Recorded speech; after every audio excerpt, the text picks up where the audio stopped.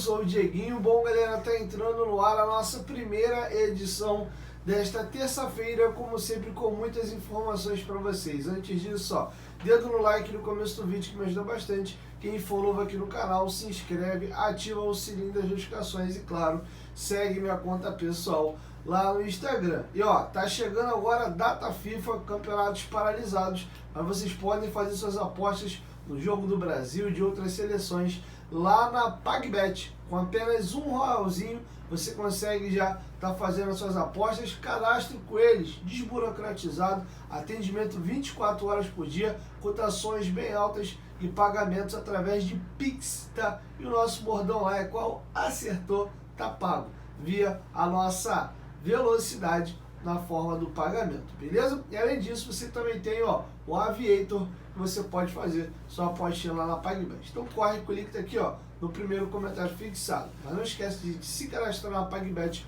pelo nosso link, para que vocês possam aí começar a apostar com R$1 e eles saberem que vocês vieram aqui do canal. Vocês ajudam muito o Dieguinho, beleza? Bom, galera, esse vídeo aqui vai ser um pouquinho diferente, vou aparecer pouco aqui, vou deixar mais os personagens se manifestarem. Primeiro, uma informação curtinha aqui. A data FIFA chegou, né? Os campeonatos foram dar uma paralisada e o Vasco teve 3 jogadores convocados: Medel, Puma Rodrigues e o Marlon Gomes para a seleção brasileira sub-23. E eu te pergunto, você lembra qual foi a última vez que você viu 3 jogadores do Vasco convocados numa data FIFA ou no período de convocações para seleções? Eu sequer me lembro a última vez que o Vasco teve 3 convocados. Ele vinha tendo com alguma frequência 2 convocados, porque o Galarza vinha sendo sempre convocado pela seleção paraguaia e o Puma Rodrigues também para a seleção uruguaia, tá? Então, acredito eu que a gente agora mantém uma regularidade com essas 3 convocações. Poderia ter sido 4, mas o Galarza acabou de ser emprestado ao Talleres de Córdoba da Argentina, tá? E agora uma informação que eu confesso que me chamou muita atenção e surgiu agora no finalzinho da noite. O Júlio Brandt lançou a candidatura. Pô, Dieguinho, mas qual é a novidade nisso aí? Até aí, nenhuma novidade. Ele participou das 3 últimas eleições e no final das contas acabou nunca levando, né? Teve aquela que ele poderia ter ganho e teve aquela confusão lá que ele e o Campelo racham e o Campelo ganha, né? Ficou conhecido popularmente como o golpe da Lagoa. E depois ele participou de outras eleições e não venceu. E agora ele faz um movimento um pouco diferente. Ele rompe com a Sempre Vasco, que é o grupo que ele participou das outras 3 eleições, e surpreendentemente tudo indica, pela própria fala dele, vocês vão ver, e pela leitura que eu estou fazendo do cenário eleitoral do Vasco, ele vai ser o candidato de situação. O Salgado acabou de confirmar no final da semana passada para o companheiro Wellington Campos do Super Rádio Tupi que não concorre a essa eleição. Falava-se muito aí em Vitor Roma, Roberto Duque Estrada podendo ser esse candidato, mas nenhum deles aí deve vir ao pleito, tá? O Salgado também já está fora, e aí as próprias falas do Júlio Brandt tá muito alinhado aí com o candidato de situação que está pregando uma união com a 777 e com a SAF, tá? Ele deu uma entrevista curtinha, foram 3 perguntas que o companheiro Lucas Pedrosa fez para ele, e eles publicaram nas suas redes sociais. Eu gostaria de trazer para vocês aqui, tá? Inclusive, em todos os candidatos que até agora oficializaram candidatura foram no Futebolaço Podcast. Ontem eu entrevistei o Léo Rodrigues, que era quem estava faltando. Tinha entrevistado o Júlio também em outubro do ano passado, depois do episódio do Júlio Brandt, a época ali, longe ainda da eleição que vai acontecer agora em novembro. A gente discutiu mais a história dele no Vasco, a última eleição, e até já adianto que eu fiz um convite, caso ele tope, vai ser convidado para ir agora já como candidato do Futebolaço Podcast novamente, tá? Então vou deixar com vocês 3 perguntas que o Pedrosa fez pro Júlio, ele confirmando aí que é candidato e o porquê. Confesso que me chamou muita atenção pelo fator novidade, né? Ele vai ser situação, quem diria, né? Concorreu com o Salgado e o Leve, o Sérgio Frias e o Campelo na última, e agora eles abrirem a mão para fazer uma composição. E que eu vou soltar até um bastidor. Naquele dia que teve, foi o treino aberto, ou foi o treino aberto não, No dia do evento dos Camisas Negras, né, que completou 100 anos, eu fui convidado e estive lá. Ao sair e passar pelo restaurante do Almirante, tava a galera sentada na mesa almoçando junto. Eu já farejei ali, eu falei, acho que o Júlio deve caminhar para essa situação mesmo. Tava ele, o Salgado, enfim, prefiro preservar os outros nomes que estavam na mesa, mas eu falei, Júlio almoçando com o Salgado e tal. E o Salgado até agora não define se vai ser candidato ou não. Ali eu já senti que poderia rolar isso, tá? Mas enfim, vou deixar vocês aí comprar pro Júlio agora, firmando aí a sua candidatura e tocando em alguns pontos importantes. Pedrosa, tudo bem? Em primeiro lugar, obrigado aí pelo espaço que você coloca para mim, mais uma vez no seu canal, para falar para você e para sua audiência sobre Vasco. É sempre importante estar aqui, poder falar, ter o canal aberto com você e poder falar para o seu público. Bom, eu vou ler aqui as perguntas que você me fez, foram 3 perguntas. Primeiro é por que aceitar o convite? Sim, aceitei o convite, é verdade.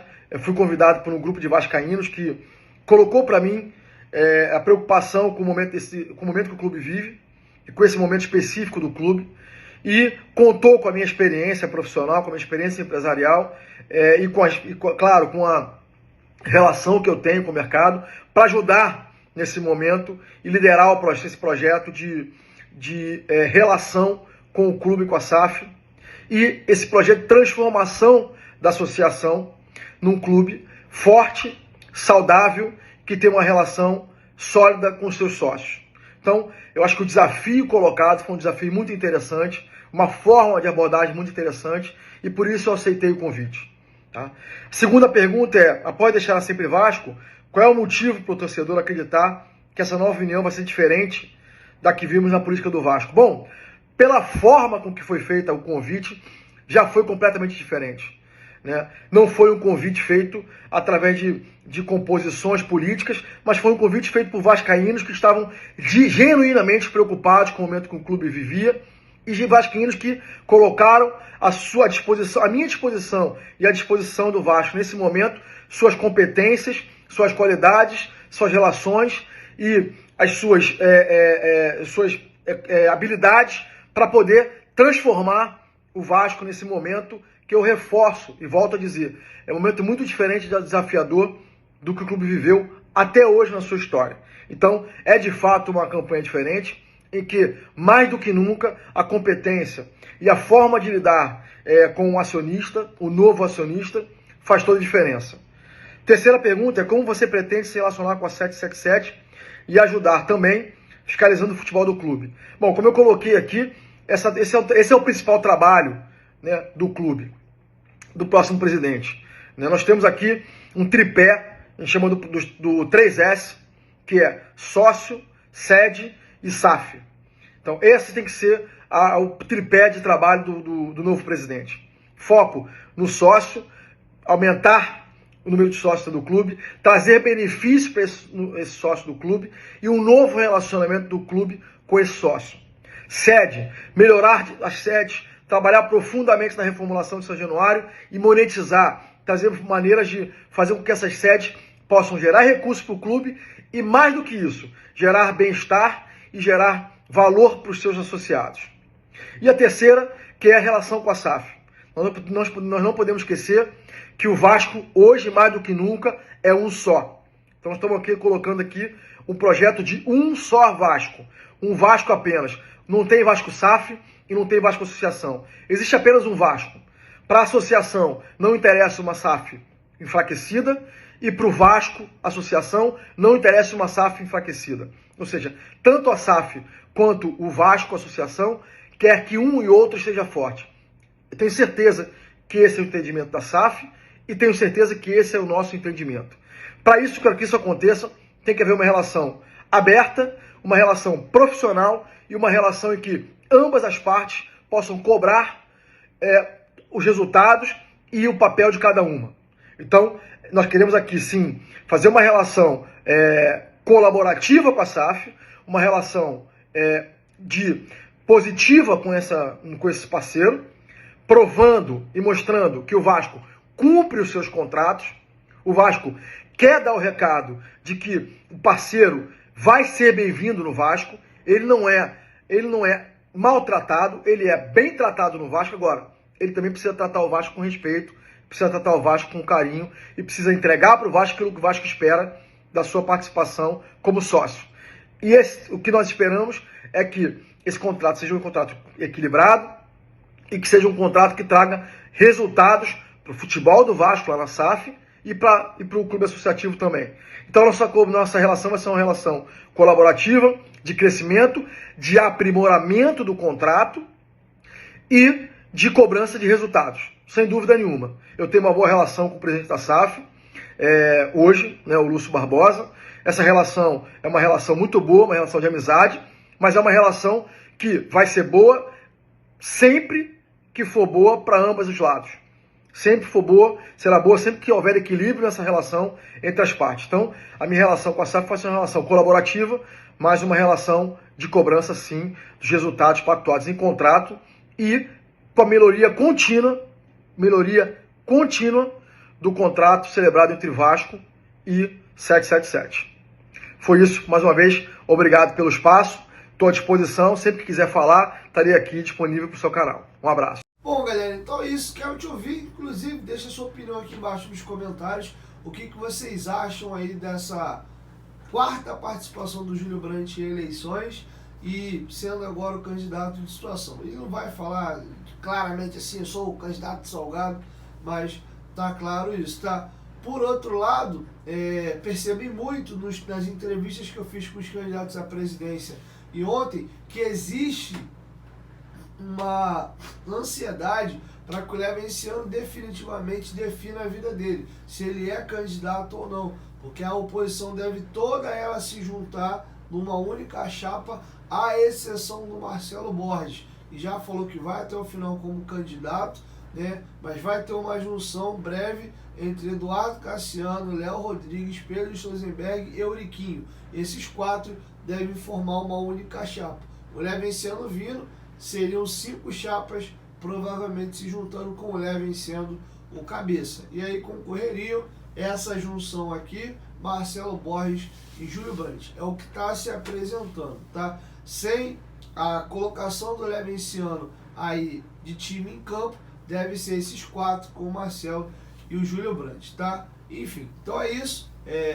Informação importante para vocês, principalmente para os associados. Já está chegando a eleição do Vasco. Hoje é dia 4, 5, estou até meio perdido aqui, estou gravando vídeo de madrugada. São 2h23, ainda não dormi, estou cheio de sono. Mas enfim, então está feito o registro aí. E enfim, só a caráter de informação mesmo, está próximo da eleição. E vocês julguem aquilo que vocês acham melhor. Inclusive, vai uma enquetezinha boba aqui, deixa aqui embaixo nos comentários. Dentro dessas possibilidades, se vocês fossem votar, votariam em quem? No Júlio como candidato de situação, votaria no Marcelo Borges aí como um dos candidatos de oposição, ou nessa junção aqui que pode ser Léo, Euriquinho, Pedro Stosenberg e o Eduardo Cassiano, ou até o acréscimo de mais um nome sendo o Levenciano, tá? Então deixa aqui embaixo nos comentários essas 4 opções em quem você votaria. Levenciano encabeçando toda a oposição, praticamente toda a oposição, com exceção do Marcelo Borges. A oposição junta sem o Leven, com exceção do Marcelo Borges, ou o Júlio Brandt, ou o próprio Marcelo Borges. Enfim, faz uma enquetezinha aí, só pra gente entender como é que tá o termômetro de vocês. É isso. 1, 2, 3, futebolço, tamo junto, família, a qualquer momento que volta mais, tamo junto, valeu!